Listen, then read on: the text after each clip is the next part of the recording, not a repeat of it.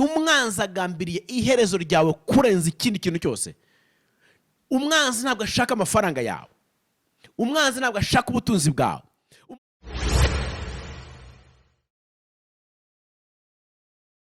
Fasha cyangwa umfashe guhishura ibiri ku mutima wa data kugira ngo mbisangize bene data dukurikiranye muri kano kanya ndetse n'abazadukurikirana nyuma y'ahangaha. Ndagusaba kugira ngo unyemerere nyuma y'uko byose bivuzwe kandi bikozwe aba ari we wenyine uhabwa icyubahiro kuko niwe ugikwiriye gusa. Ni mu izina rya Kristo umwami wacu ngushimiye. Amen. Imana ibaho umugisha cyane. Ikibazo cyangwa ibibazo bibiri bitangiranye kino kiganiro byose bikeneye igisubizo cyo mu ijambo rimwe gusa. Ese byashoboka ko umusore yabaho muri iyi si mu buzima bwejejwe?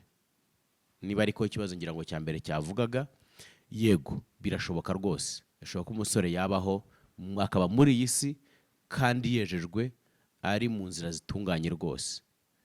Ese byakunda ko umuntu yabaho atunganye? Ese byakunda ko umuntu yagendera mu gukiranuka? Ese byakunda ko umusore, umwana w'umusore unkurikiranye, umwana w'umukobwa unkurikiranye, byakunda ko yagendera mu gukiranuka kose, ko yagenda atunganye, byakunda ko yakweza inzira ze? Yego birashoboka, birashoboka rwose cyane. Hanyuma ibisubizo by'ibyo bibazo byombi ni yego, birashoboka. Hanyuma duhite tujya mu nsanganyamatsiko yacu ngira ngo tudatinze. Imana ibaho umugisha rero, ndabashimiye. Ijambo cyangwa se topic iyo tugiye kuganiraho ngo ese umusore yakweza ate inzira ze? Yego. Ese umusore yakweza ate inzira ze? Munyemerere kuko ibi ngibi ni ikibazo gishingiye mu ijambo ry'Imana nk'uko yabivuze. Zaburi 119 n'umurongo w'9. Munyemerere tuhasome hanyuma tuganire dushingiye ku ijambo ry'Imana. Zaburi 119 n'umurongo w'9.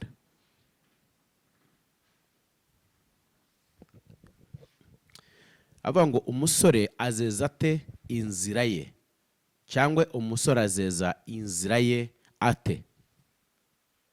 Ariko ikindyohera cyane, kino kibazo nubwo tukibaza gifite igisobanuro.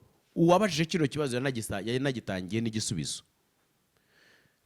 Imana ibaho umugisha cyane yuko nkunda, iri ni rimwe mu magambo akomeye cyane nkunda muri Bibiliya, kuko nicyo kibazo kibazwa muri Bibiliya kigahita kinabonerwa n'igisubizo, cyangwa kigatangirwa n'igisubizo. Aravuga ngo azayejesha kuyitondera nk'uko ijambo ryawe ritegeka. Ni gute umusore yakweza inzira ze? Ngo yayezesha kwitondera amategeko y'Uwiteka. Yahise atanga ikibazo. Now ndagira ngo tubanze turebe kweza inzira z'umuntu ni iki, bisobanuye iki? Kweza inzira zawe cyangwa umusore kweza inzira ze ni ukugendera mu gukiranuka, ni ukugendera mu gutungana, ni ugukora ibikwiriye, ni ugushimwa. Mu yandi magambo, ese byashoboka ko umusore yabaho ashimwa n'Imana ndetse n'abantu? Ese byashoboka ko umuntu ukiri mutoya yagenda atunganye? Byashoboka ko yabaho adakora ibyaha? Byashoboka ko yabaho avugwa neza? Byashoboka ko yakwitwa intungane? Nicyo mu ncamake nicyo kino kibazo kigerageza kugenda gifata ku tuntu twinshi cyangwa se gisobanura, tugerageje kubi breaking down cyangwa se kubivunagura kugira ngo tubigire bigufi bihinnye. Ndagira ngo mbabwire ngo ni ibintu byoroshye ariko nanone binakomeye muri iyi si kugira ngo umwana w'umusore agendere mu gukiranuka, yitwa umukiranutsi, yitwa intungane. Birashoboka ariko biranagoye. Uyu muntu ajya kubibaza yabonaga ikibazo, yabonaga abasore bo mu gihe yari arimo, abona ukuntu bavanga ibintu, abona ukuntu bagendera mu nzira zidatunganye, abona ukuntu bagenda bacengacenga hirya no hino bavanga ibintu, ababivangira mu itorero, ababivangira hanze y'itorero, ababivangira mu miryango, ababivangira mu gihugu. Mvugane n'umuntu nkurikiranya ngo ikintu cyose gishakisha umuntu, yaba ari imyuka mibi, yaba ari imbaraga z'umwijima izo ari zo zose z'ubwoko bwose, ziba zishakisha umuntu ukiri mutoya. Why zishakisha umuntu ukiri mutoya? Niwe mbaraga. Kuko ikintu cyose kigushakisha kiba gishaka future yawe. Imana ikubonamo future, ikubonamo akazoza, reka abarundi bavuga, ikubonamo ejo hazaza, ikubonamo future, ikubonaho imiherezo, ikubonamo ibihe byiza. N'umwanzi iyo yashakisha, ntabwo ashaka umuntu urimo gusoza ibihe byo kubaho, ashakisha umuntu urimo gutangira ibihe byo kubaho, cyangwa ugeze hagati mu bihe byo kwisobanukirwa no gusobanukirwa umugambi w'Imana ku buzima bwe. Kuki ari wowe washakisha? Nuko namara kukubona nk'umusore, akamara kugufatisha nk'inkumi, future yawe ayicira none ahangaha. Ejo hawe hazaza ahita habuza amahoro none ahangaha. Nicyo umwanzi agambirira, kugira ngo adivatinge ibitekerezo yawe bikure ku iherezo ryawe, kugira ngo ahindukize ibitekerezo byawe abikure ku ntumbero y'ubuzima bwawe, abikure ku ntumbero y'umuhamagaro wawe. Arabizi ngo umunsi wamaze kwinjira mu murongo w'umuhamagaro wawe, nizo mbaraga zo gukubita umwanzi umurimbuye burundu mu buzima bwawe, akarimbuka burundu. Icyo ashaka ni ukukubuzabuza, ni ukukujijisha, akagukatisha hirya no hino, kugira ngo uhore warayobanye n'umuhamagaro wawe n'ubushake bw'Imana ku buzima bwawe. Niyo mpamvu agushora mu biyobyabwenge, niyo mpamvu agushora mu busambanyi, niyo mpamvu agushora mu butinganyi, niyo mpamvu agushora mu gukora ibintu byose by'urukozasoni. Why? Kubera iki? Nuko numucika ukamara gutumbera iherezo ryawe, ugatumbera ku muhamagaro w'ubuzima bwawe, ugatumbera ku cy'Imana yakuremeye. Kuko buri muntu wese uri mu isi, miliyoni zirenga 7 zituye isi, nta muntu n'umwe uriho ari accident, yarabayeho mu buryo bwa accident. Umwanzi agambiriye iherezo ryawe kurenza ikindi kintu cyose. Umwanzi ntabwo ashaka amafaranga yawe, umwanzi ntabwo ashaka ubutunzi bwawe, umwanzi icyo ashaka ni iherezo ryawe, ni future yawe, ni akazoza kawe. Icyo ashaka ni intumbero y'ubuzima bwawe, kuko icyo ngicyo nizo mbaraga zikubita umwanzi. So niyo mpamvu umwanditsi wa Zaburi arimo abaza ngo ese birashoboka ko mbona abana b'abasore bamaze kuyoba, ko mbona basaze, ko mbona ibiyobyabwenge batwaye, urumugiro batwaye, ko mbona ubutinganyi bubajyanye, ko mbona ubusambanyi bajyanye, ko mbona bataye umurongo, ko mbona batakiri focused? Birashoboka ko umwana w'umusore yabaho mu nzira zitunganye. Nanjye nkamubwira ngo yego birashoboka. Hari ababikoze, hari abarimo kubikora, nawe ushobora kubikora. Wowe nkurikiranye n'uyu munsi ushobora kubikora. Hanyuma byagenda gute? Umuntu yakweza gute noneho inzira ze? Ijambo rya mbere nidusoma hepfo gatoya muri icyo cyanditswe cyo twasomye 119 ku murongo w'9, nusoma hepfo ku murongo wa 11, aravuga ngo nabikiye ijambo ryawe mu mutima wanjye kugira ngo ntagucumuraho. Nabikiye ijambo ryawe mu mutima wanjye, nakwezane inzira zanjye. Ni gute natunganya inzira zanjye? Ni ikibazo wowe urimo kwibaza, wowe nkurikiranye uri umusore uri urubyiruko. Nta kundi, cyambere ni ukubika ijambo ry'Uwiteka mu mutima wawe. Kubera iki ijambo ry'Uwiteka? Ijambo ry'Uwiteka 1 niryo tara ritumurikira, niwo mucyo utumurikira. 2 nizo mbaraga ziturinda. Nta burinzi ufite udafite ijambo ry'Imana riri muri wowe. Nta mutekano ufite udafite ijambo ry'Imana muri wowe.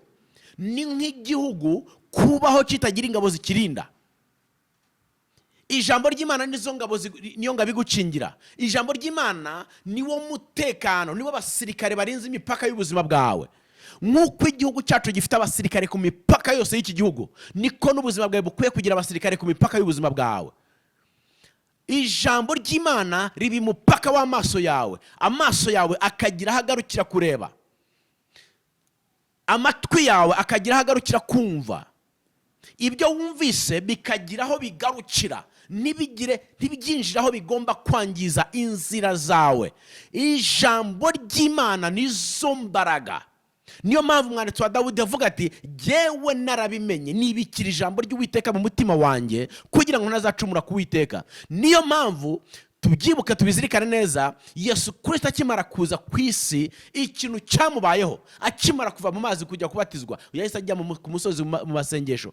Muri ayo masengesho nageragerejwe n'umwanzi. Yatsinze gute umwanzi? Buri kumwanzi yamugeragereshaga ijambo nawe niko yamusubirishaga irindi. Erega burya ibitugerageza natwe cyangwa ibiyobya inzira zacu ni ijambo. Iyo udafite ijambo risubiza irindi wabwiwe, urayoba, inzira zawe ziragorama, inzira zawe ziratana, uratana ukava mu nzira ikwiriye.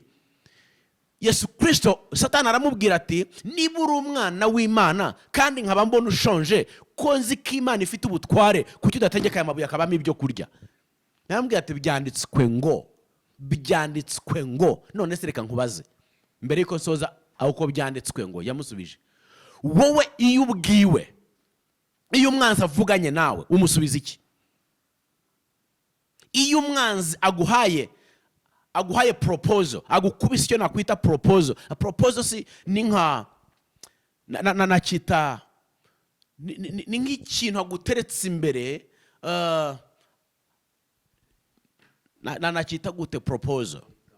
Ni nk'amahitamo, niba ariko twayita amahitamo, cyangwa se nguhaye ngushyize package, nguhaye kado, dore ikintu ngushyize hano imbere, please, it is beautiful, kirasa neza, kiraryoshye. Iyo kado wayisubiza gute inyuma? Umuntu akaza, uri umwana w'umukobwa cyangwa umwana w'umusore, shuga mama akaza agaterura urumodoka rureba nk'umuntu, akaza akarugukubita imbere. Nahubwira ati dore imodoka ngishava ku bintu byo kugenza ikirenge, igihe wagendeye yindi kirenge ni ryari imodoka ngiyi, I just want a one night with you, cyane ijoro rimwe gusa nawe. Imodoka dore ngiyi iraparitse 0 km. Iyo modoka uzayicika gute udafite ijambo? Kuko wabwiwe ijambo. Nicyo cyabaye kuri Yesu Kristo, abwirwa ijambo. Aramubwira ati urashonje ndabibona, nawe ufatirwa kugusonza. Usonzeye amafaranga, usonzeye imodoka, usonzeye imyambaro, usonzeye ubukode, usonzeye amashuri, wananiwe kwiga, nta kazi ufite, niyo ni inzara. Wambaye nabi, iyo ni inzara. Nturya uko ushaka, iyo ni inzara. Hanyuma baguhaye na proposal, bagukubise package imbere yawe. Ikimodoka ngiki kireba n'umuntu n'ibihumbi by'amadolari nka bingahe? Hanyuma uzasubiza iki udafite ijambo muri wowe? Yesu Kristo abwira Satani, aramubwira ngo ntabwo umuntu abeshwaho n'ijambo rwaza n'imitsima yonyine, ahubwo na buri jambo rituruka mu kanwa k'Uwiteka Imana. Niyo mpamvu umwanditsi wa Zaburi avuga ati nabitse ijambo ry'Imana mu mutima wanjye kugira ngo ntazacumura ku Uwiteka Imana yanjye. Intambwe ya mbere yo kurinda inzira zawe ni ukubika ijambo ry'Imana mu mutima wawe. Nibwo buryo bwa mbere ushobora kurinda intambwe zawe, nibwo buryo bwa mbere ushobora kurinda inzira zawe, nuko ufite ijambo ry'Imana rizima. Ndagira ngo nkugire inama wowe nkurikiye, shaka ijambo ry'Imana urikire mu mutima wawe. Shaka kumenyana n'Imana, shaka kugendana n'Imana, ifuze kurushaho kuyimenya, ifuze kurushaho kuyegera. Uko urushaho gushaka kuyegera niko nayo irushaho kuyegera. Uko murushaho kugenda mumenyana niko Imana igenda iguhishurira uwo uriwe. Uko iguhishurira uwo uriwe niko ugenda umenya ubutunzi n'imbaraga bikurimo. Hari imbaraga zikomeye zikurimo, hari ubutunzi bukomeye bukurimo, ariko kubera ko utarabukirikaho, utarabusobanukirwa, niyo mpamvu ukiyobwa hirya no hino, ugitereranwa n'umuyaga, kubera ko utarakirikinga ku mbaraga ziri mu buzima bwawe. Ndagira ngo mvugana nawe muri aya manywa, nkugire inama, shakisha kwegera Imana, ubika ijambo mu mutima wawe, nibwo bwonyine ushobora kumenya ubutunzi bubitse mu buzima bwawe. Ijambo ry'Imana rivuga muri Zaburi ya 27 n'umurongo wa 7. Ngira ngo Imigani 27 n'umurongo wa 7. Ngira ngo reka nsoma aho hantu ahari. Imigani 27 n'umurongo wa 7. Imigani 27 n'umurongo wa 7. Uwijuse akandagira mu buki. Uwijuse akandagira mu buki. Ariko indi shonje ikirura cyose kirayiryohera. Umuntu ushonje uwishonje wese aryoherwa n'ikintu cyose naho cyaba kirura. Ngo ariko uwijuse we n'ubuki arabukandagira. Bene data reka nkubwire, abana b'abasore bankurikiranye uyu munsi cyangwa abasore urubyiruko rwacu dufite uyu munsi, ubusore ni imyaka yo kwijuta. Iyo uri umusore uba ukiri mu myaka yo kwijuta, uba ukiri mu myaka yo kumva wikunze, wumva ibintu byose bishoboka, wumva ibintu byose biryoke, wumva wiyuzuye. You are full of yourself. Wumva wiyuzuye kabisa, wumva uhaze, ukumva amagambo inama ugirwa wazikandagira, nibwo bwa buki. Inama zose wazikandagiramo, ibiryoshye byose ubikandagiramo, kuko ntacyo bivuze, urumva ugihaze. Ntacyo bikubwiye, urumva ugihaze. Urumva ibintu bizahora bityo, urumva uzahora ufite imbaraga nk'uko uzifite uyu munsi. Kuko guhaga, umuntu ahaga ibintu byinshi. Hari uguhaga imbaraga, hari uguhaga ubwiza. Noneho wakwireba wabona uburanga ufite, umwana w'umukobwa wakwireba yabona uburanga afite, umwana w'umusore yabona ari bogare ryateruye ibyuma rijya muri gym rimeze neza, risa neza, akumva arahaze. Wamugira inama aribwo buki akazihinyura, akazipinga. Ngo umuntu wijuse wese akandagira mu buki. Ariko iri jambo naryo riratangaje. Umuntu wijuse wese akandagira mu buki. Ndagira ngo mvugane nawe, nturebe ubwiza ngo ukandagire mu nama z'abakuru. Nturebe uburanga ufite ngo ukandagire mu buki urimo guhabwa. Nturebe uburanga ngo ugire ngo buzahoraho. Ntiwumve imbaraga ufite ngo ugire ngo bizahoraho. Nturebe uko kuntu wirukanka uyu munsi ngo ugire ngo uzahora wirukanka gutyo. Hari igihe umugongo utaba utakwemera kwirukanka. Hari igihe mu gahanga kawe hazatangira kuzana iminkanyari. Hari igihe amatama yawe azatangira kugwa. Hari igihe mu ijosi ryawe hazatangira kuzamo ijosi ryatangiye kwizingazinga. Hari igihe uzambara utakiberwa nka kwa kundi waberwaga. Niyo mpamvu ushaka kuvugana nawe ngo muri iki gihe ukiryohewe n'ubuzima, muri iki gihe wumva uhaze, gerageza gukurikira inama z'abakuru, gerageza gukurikira inama bakugira, kuko ejo hari ibihe biba bitegereje umuntu. Ntukandagire mu buki. Ngo ariko ushonje wese n'ikirura kiramuryohera. Ikirura kiryoha ni igiki? Inama ashobora kukugira uyu munsi zirasharira, wumva zirura.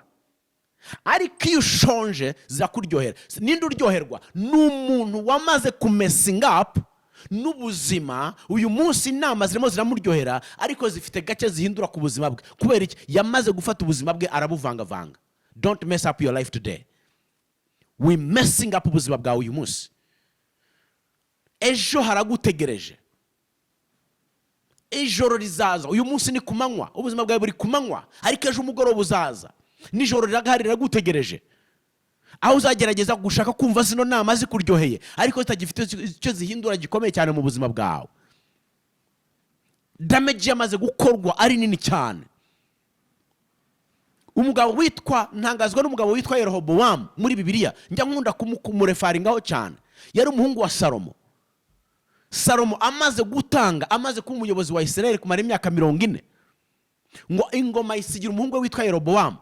Yerobowamu amaze, ngo yari umusore ukiri mutoya, ako kanya ngo akimara gutwara, Abisirayeli baraza baramubwira bati, bamugira inama, abakuru b'Abisirayeli bamugira inama, baramubwira bati, bano b'Isirayeli nuba yabagisha inama, arabwira ngo nagenza gute, nabatwara gute, kuko ngo bari bamubwiye ngo inama yaho ushaka kujya ifitwe n'uwahageze, ifitwe n'uwahakubanjirije. Ijambo ry'Imana ravuga mu Migani 23:26 ngo mwana wanjye niza umutima wawe. Ninde ushaka gutiza umutima wawe? Ntago ushobora kweza inzira zawe udafite uwo watije umutima wawe uvugana nawe ukugira inama. Aya ni amagambo y'inama, ariko nanone ni amagambo nzi ko muri iki gihe ataryohera abantu benshi kuyumva, ariko kuyategeye amatwi akayakurikiza ahindura ubuzima bwe burundu.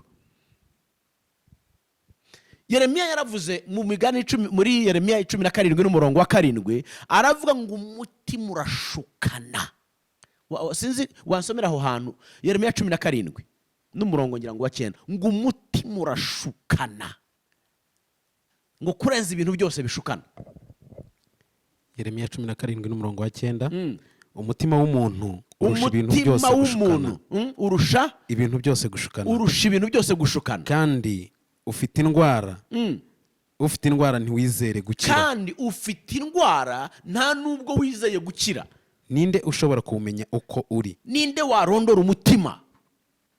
Je Uwiteka nijye urondora umutima. Nijye Uwiteka urondora umutima. Awugerageza. Nkanawugerageza. Nkitura umuntu wese. Nkitura umuntu wese. Ibihwanye n'inzira ze. Ibihwanye n'inzira ze. Uko imbuto ziva mu mirimo ye ziri. Nk'uko imbuto ziva mu mirimo ye ziri. Umva mvuga nawe mwene data. Umutima urashukana kurenza ibintu byose.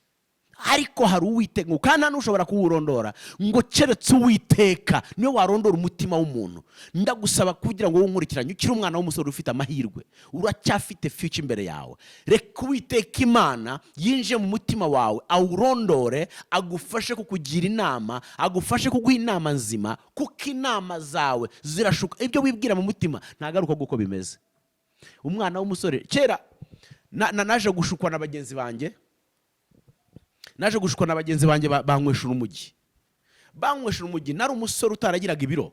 Nari gato cyane, gato rwose. Ndagasore gato cyane. No, umva umutima ukuntu ushukana. Nibiyo byabwenge ukuntu bishukana. Namaraga kunyura umujyi nkumva mfite imbaraga ndumva ndasa n'uremereye nk'ibiro 1000 ku buryo numvaga n'akamodoka nagaterura nkakarenza umuhanda. Nkumva ndashaka kujya mu muhanda imodoka ingonga ishwanyagurike. Nkumva buri muntu wese najya muteruza nk'agatoki kanjye kagahera nkakubita hasi cyangwa nkajugunya hariya. Nkahura numva mbyimbye nkomeye umutima uragenda uranshuka.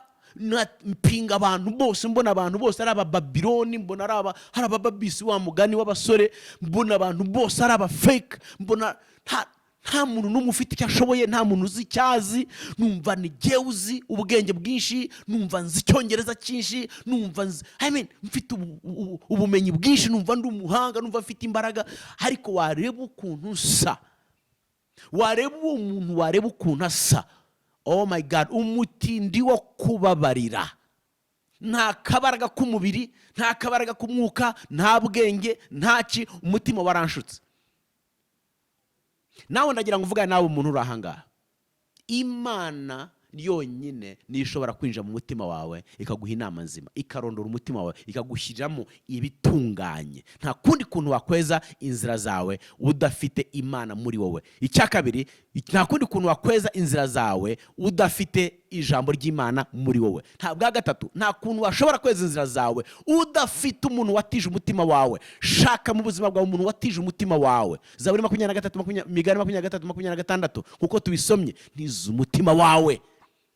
Ugomba gira a role model. Gira umuntu wigiraho. Birashoboka ko umuntu yatungana, birashoboka ko umuntu yakweza inzira ze, birashoboka ko umuntu yakiranuka. Gira umuntu wigiraho, gira umuntu uganira nawe ukuruta. None se uraganira inshuti yawe magara ni umuntu uruta cyangwa uwo mungana? Mwese muri mukavuyo kamwe k'ubuzima, mwese muri mushaka icyerekezo kimwe cy'ubuzima, arakugira inama ye. Kuko amaso yarareba nawe aho ushobora kureba, murareshya. Abareshya ntabwo bareba hamwe. Shaka umuntu mutareshya, shaka umuntu ugusumba, shaka umuntu amaso yareba kure. Nihe ushobora kureba hareshya gute? Imana ibwira Abraham, iramubwira ngo va mu muryango wa so, uve muri bene wanyu, nguze, nguhagarare, ngo aho amaso yawe hose ashobora kureba, ngo aho niho nguha. Amaso yawe arareba hangana iki? Amaso yawe areba hafi. Niyo mpamvu wibwira yuko kuba bakwemera ka offer kari imbere yawe uyu munsi byakugeza kure. Aho nukureba hafi. Niyo mpamvu wibwira ko wumva uri mwiza uyu munsi, wisiga ugakubita ka makeup gasa neza, cyangwa sokoza ukaburi bogari wakoze umucongo wawe, ukabona umeze neza cyane, ukumva ko ariko bizahora. Ntago ariko bizahora. You need someone to speak to your life. Ukeneye umuntu uvugana n'ubuzima bwawe. ijambo ry'Imana ravuga mu migani nanone 31 n'umurongo wa 30 ngo ubusore ngo uburanga burashukana. Niba ariko yego niko rya ngo rikoresha mu kinyarwanda, ngo uburanga burashukana cyangwa ubwiza. Nsomera aho hantu abariho nanasoreza n'umurongo wa 30. Umurongo wa 30. Kadusome mu izina rya Yesu. Ubutoni burashukana. Ubutoni burashukana. Kandi uburanga bwiza ni ubusa. Kandi uburanga bwiza nabwo ni ubusa. Ariko umugore wubaho Uwiteka. Ariko umugore wubaho Uwiteka ni uzashimwa. Ni uzashimwa. Irekera aho ngaho. Ngo ubutoni burashukana n'uburanga nabwo ni ubusa. Ubutoni niki? Ni favor. Nubona ufite favor uyu munsi ntizagushuke. Ngo baba we ndakunzwe buriya uzi ukuntu nkundwa nyura ahantu hose n'ukuri kw'Imana numva abantu bankuze, numva abantu yo mfite favor, ndakunzwe. Iyo favor iragushuka, irashaka kukwambura ubusore bwawe, irakwambura ubukumi bwawe, irakwambura ubwiza bwawe, irakwambura ubuto bwawe, irakwiba future yawe. Don't let anything steal your future. Ubutoni ni ikintu cyiza ariko kirashukana. Uze abantu kavugana mu mabarire, uze abantu bose baryamanye nawe nk'umwana w'umukobwa unkurikiye, baryamanye nawe bakoresheje iturufu yuko ufite favor. None bakakunyura muri iyo nuza kufite favor, uri umwana w'igikundiro, uri umunyagikundiro, uri umwana mwiza, mana wesha nukuri uri umwana mwiza, usa neza, ufite igikundiro, everyone loves you. It is okay to be loved, but favor is deceitful. Remember, favor is deceitful. That is the Bible. Igikundiro kirashukana. Igikundiro kirakubeshya. Ni byiza gukundwa, ariko bika ijambo ry'Imana mu mutima wawe. Ugukunda amenye umupaka agarukiraho. Ukubwira ko ukunditse, ukubwira ko uri mwiza, amenye ahagarukira. Ngo n'ubwiza n'ubusa. Bene datereka babwire ubwiza nyabwo n'ubwiza bw'umutima. Ijambo ry'Imana ryo rivuga ngo Imana ntireba ku maso, ntireba uburanga nk'uko abantu bareba, ngo ireba ku mitima. Ubwiza buri mu mutima. Ubwiza nyabwiza buri mu mutima. Umutima ubitsemo ubutunzi butangaje. Work on your heart than you work on your beauty of physical face. Work on the beauty of your heart. Kora ku buranga bw'umutima wawe kurenza uko ukora ku buranga bw'amaso yawe. Kora ku buranga bw'umutima wawe kurenza uko ukora ku buranga, kurenza kujya muri gym gukora umubiri. Ni byiza kujya muri gym kugira ngo umubiri wawe umeze neza, kugira ngo uri fit, uri healthy. Ni byiza cyane gukora sport ukamera neza, ariko ukora na sport y'umwuka kugira ngo indani mu buzima bwawe mu mwuka wawe ubuhagaze neza, uri strong, ubukomeye. Nibwo inzira zawe zagenda zeza. Uhagarare umwanzi ajya kureba kugirira ishyari, uhagarare ugende mu nzira zawe. Umwanzi aguhamagara kubure, agushakisha kubure kandi akureba. Icyama akagira abana b'abasore bafata imyanzuro yo kuburwa n'umwanzi wabo kandi abareba. Umwanzi akakubura kureba. That is what I pray for you. Umudamu w'umwamikazi, musomera aho dusoreza aho ngaho mu gice cya 31, nsomera uhere ku murongo wa 2, ngira ngo numva ariho nshaka kugira ngo dusoreze aho ngaho. Imana ibaho umugisha. Nsomera uhere ku murongo wa 2, igice cya 31. Mwana wanjye, mwana wanjye, ndakubwira iki? Ndakubwira iki? Ese nkubwira iki? Ese nkubwira iki? Mwana wanjye nibyariye. Mwana wanjye nibyariye. Kari wowe nahigiye. Kari we nahigiye. Mwumve bana banjye ndimo kuvugana namwe. Umva musore, umva mwana wanjye unteze amatwi unkurikiye. Niwe ndimo mvugana nawe muri aya manywa, muri uyu munsi. Yes. Ntugahe abagore intege zawe n'ubugingo bwawe. Abasore, basore ntugahe intege zawe n'ubugingo bwawe ngo bihe abagore. Bikure mu bakobwa, bikure mu bagore. Kuko ari cyo kigusha abami. Ibyo bigusha abami. Wari ubizi ko uri umwami? Ntibikwiriye abami. Ntabwo bikwiriye abami. Lemuweli we. Lemuweli we. Abami. Abami ntibakwiriye kunywa vino. Ntabwo bakwiriye kunywa inzoga. Cyangwa ibikomangoma. Ibikomangoma ntabwo binywa inzoga, ni binywa ibisindisha. Kubaririza ibisindisha aho biri. Be kunywa. Bakibagirwa ibyategetswe. Bakagoreka imanza z'abarengana. Nushaka kurekera aho ngaho. Irekerera aho ngaho. Ndagira ngo mvugane nawe Lemuel unkurikiranye. Nawe Lemuel kazi cyangwa Lemuel na Lemuera. reka bari ko mbita abakobwa ba Lemuel n'abasore barumuna banjye n'abana banjye mwitwa ba Lemuel n'abakobwa bashiki banjye barumuna banjye ba Lemuel. Ntabwo bikwiriye ko umwami n'umwamikazi aha intege nke cyangwa intege ze n'ubugingo bwe ngo abihe abagore. Ntabwo bikwiriye kuha intege zawe n'ubugingo bwawe abagabo. Ngibyo bigusha abami. Ntawe unywa ibisindisha, ibyo bigusha abami. Iyo unyweye ibisindisha bituma utanga ibanga ry'ubwami. Wivamo ukavuga ibyo utakavuze, wivamo ukiyambura ubusa aho utakiyambuye, wivamo ubwami bwawe bugafatwa. Murinde ubwami bwanyu. Ndagira ngo mvugane nawe ndimo nsoza. Hagurukira kurinda ubwami bwawe. Imana yakugize umwami, Imana yakugize umwamikazi, uri igikomangoma. Rinda ubwami bwawe. Uraburinda gute? Uraburinda ute? Irinda abagore, irinda ibisindisha, irinda ibiyobyabwenge. Ibyo ngibyo ngo bituma abami batakaza ubunyangamugayo, bituma abami bava ku ntebe. Nibyo bikura abami ku ntebe, nta kindi. Nicyo gituma ushobora kweza inzira zawe. Bika ijambo ry'Uwiteka mu mutima wawe, wumve inama z'abakuru. Ubundi future yawe iri bright, is so beautiful, your future is so great. Ndasaba kugira ngo wongere kwitondera inzira y'Uwiteka, wongere gushaka ukugira inama, wongere kugira umumenta mu buzima bwawe, wongere kugira role model mu buzima bwawe, wongere kumva aya magambo mvuganye nawe muri uyu munsi, kugira ngo ashobora kukubera akabando k'iminsi, ashobora kukuyobora akakugeza ku nzozi z'ubuzima bwawe, akakwinjiza mu muhamagaro w'ubuzima bwawe, aho uzabaho uri umugabo w'icyubahiro, ugasoza uri umugore w'icyubahiro, ufite ijambo, uvuga isi kumva. Uyu munsi ibigushuka nibyo bigutesha agaciro kawe. Biragushuka uyu munsi ariko bikwambura ijambo ry'ejo. Ntago byoroshye kuzazenguruka mu bagabo ngo uzenguruke mu bagore uzagaruka ufite ijambo.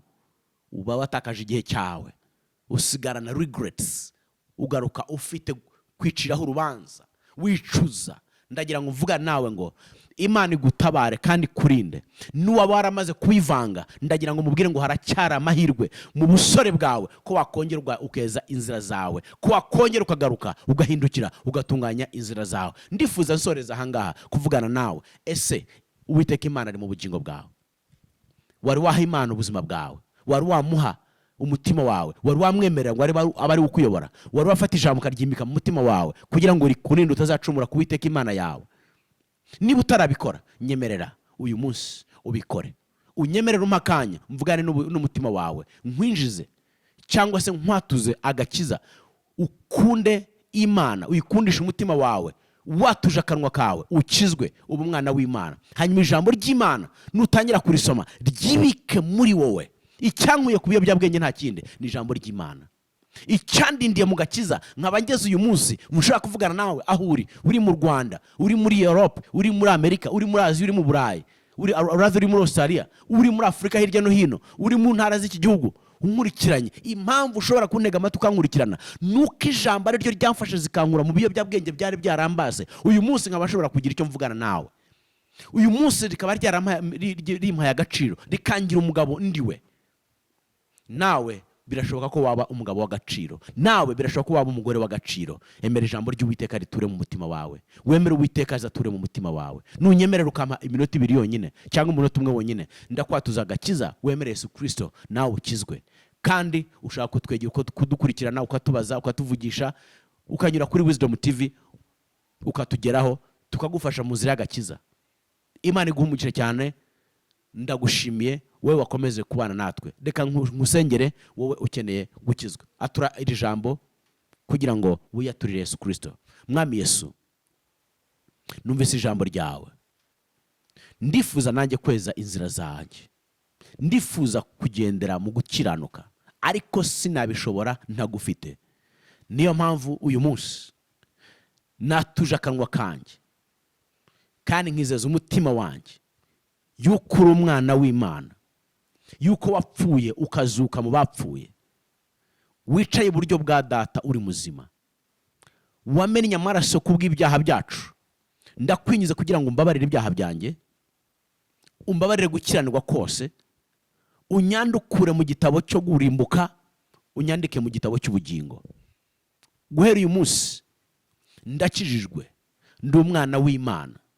Satani n'ibikorwa byawe n'abambari bawe ndabihakanye, ndimutse nuye mu bwami bw'umwami Imana.